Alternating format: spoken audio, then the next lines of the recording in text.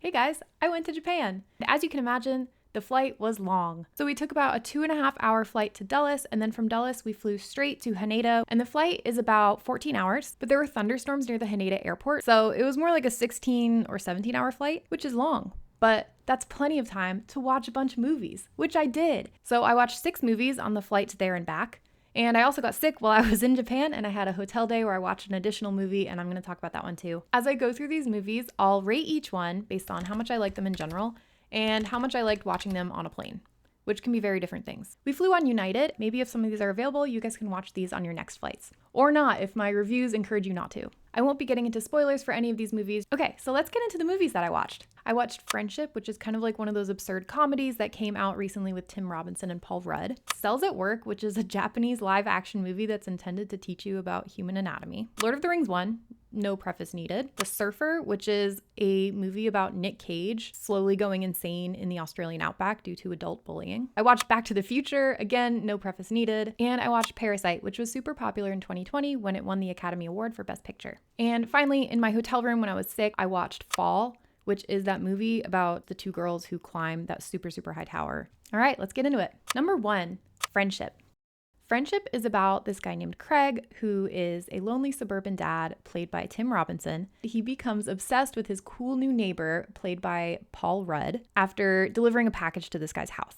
This is one of those movies that just goes from bad to worse in terms of cringe and absurdity and just like a life falling apart. It's kind of one of those like devolution movies. It definitely was like dark comedy done really well, I thought. I loved Paul Rudd's character. He plays like the charismatic middle-aged guy really well. And I also liked Tim Robinson's wife's character, who's played by Kate Mara, who did a really good job of being like the overlooked, overworked wife in a really understated way. Like that was really awesome comedy as well. This movie hooked me throughout. I felt super engaged with it the entire time. I thought it was really funny throughout. There were some really great payoffs and the ending was very fun in like a cringe humor type of way. So you got to be ready for that type of movie. If you're familiar with Tim Robinson's other stuff, it's similar to that. I would say it's a notch or two below how absurd he can get, but definitely in that same realm. So if you like that type of stuff, this might be for you. It also kind of reminded me of that show Beef on Netflix, just in terms of the way the characters and their lives kind of devolve. I feel like they had a similar dark humor perspective. In terms of how much I liked this movie, I'd give it a 4 out of 5. It was just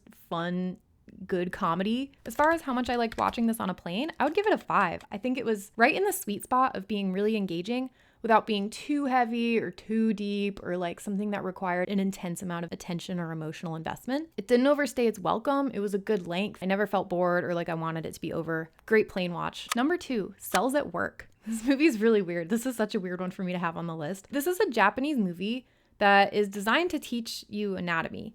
It was originally made as a cartoon, and then they made this live action from it, and the thumbnail for it was so weird and funny that me and my husband were like, let's watch this. This looks so weird. Cells at Work follows 2 different storylines. It follows a girl and her dad, and then it follows the cells in that girl's body. And then the cells also sometimes in her dad's body. We follow all these little anthropomorphized cells and we learn about their different jobs, which is very cute. So of course, because this comes from a kid's movie and because it's educational, the characters are pretty one note. The storylines are not that complex. We follow a girl who has a crush on a boy and she starts to sort of date him.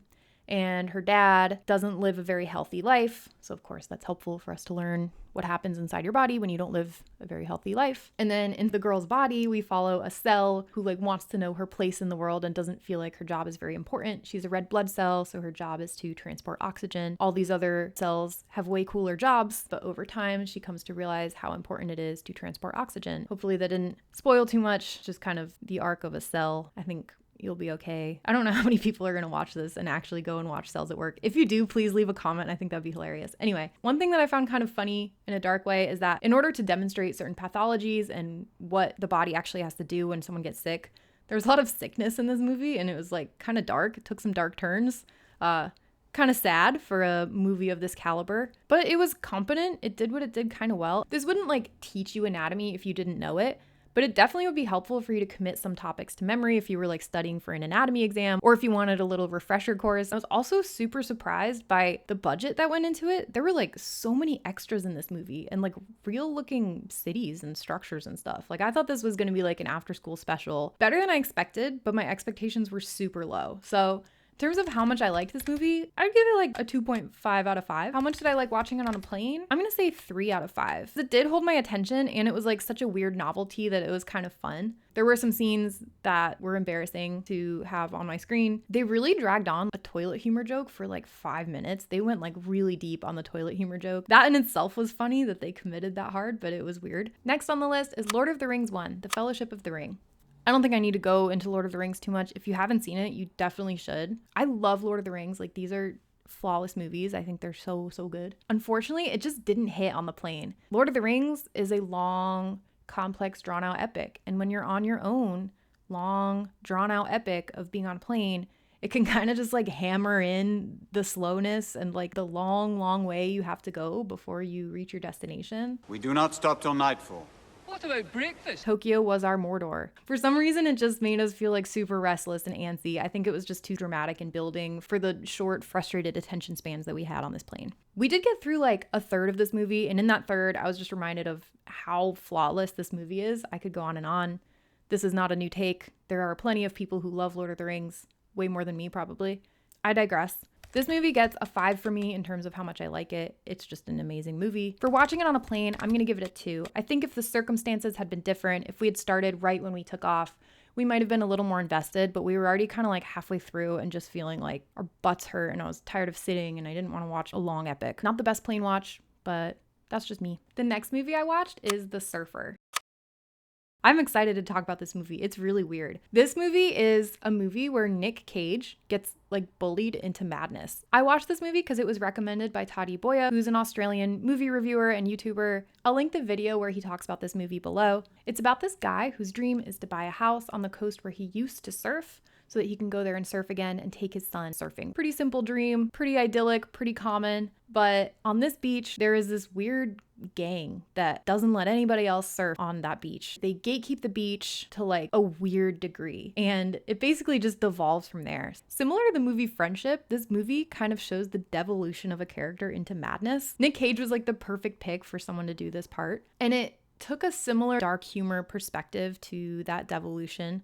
It wasn't quite as on the nose funny, but it definitely had a satire and self-awareness to it that I really appreciated. It kind of took like adult bullying and gatekeeping and hazing to the extreme, which is really funny to see. Like, it's super weird to see adults bully each other so outright. There's also some really cool camera work and cinematography that sort of mirrors the slight insanity that Nick Cage devolves into. So it really takes you on this journey into madness with him, which I thought was awesome. It has a bit of that cringe factor that Friendship had, not to the same degree, but it definitely created really good tension and made me super invested. Overall, I would give this movie a 5. I really enjoyed it. I thought it was super unique and creative and cool and just took you on a wild ride. I definitely recommend this movie if you like kind of weird, unhinged, devolving movies like that. In terms of watching it on a plane, the movie kind of revolves around a character going through a lot of discomfort, and on a plane, it is not that comfortable. Sitting with discomfort with this character, the discomfort was a bit heightened because my butt hurt because I was on a plane for so long. There are also some kind of like gross and weird scenes. I was in an aisle seat and I actually like shielded the screen so that other people couldn't see what I was watching just because it was gross. So I would give it a 3 out of 5 for my plane watching experience. The next movie I watched was Back to the Future.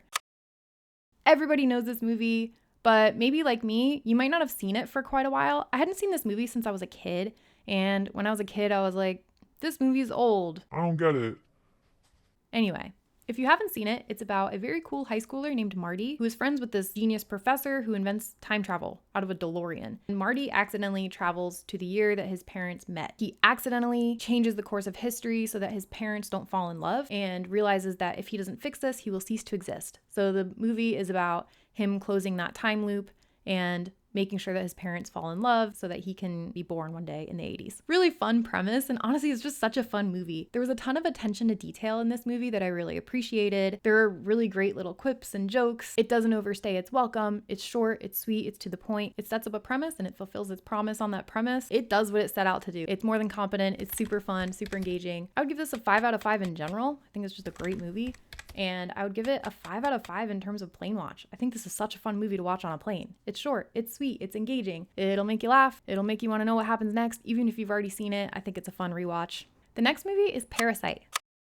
This movie is about a poor family that cons their way into a rich family's life. It also builds tension really well because the cons always had me worried that someone was going to get caught. It's one of those stories that revolves around like building chaos. There were some super tense moments and that made it super exciting and really engaging. There were moments where it almost felt like a horror movie where like I just couldn't stand to know what was going to happen or not happen. Like I just was super tense and excited and engaged. And aside from being a fun watch and a really cool premise, there was some really cool symbolic imagery in this. They definitely play with levels and ascent versus descent, and water and literal parasites, like the movie title. Those are just a few. I'm sure I'm missing many more, but it was super artfully done and really engaging to watch. Overall, I would give this a 5 out of 5. I thought it was a super great watch and a really good movie. In terms of plane watching, I would give it a 4.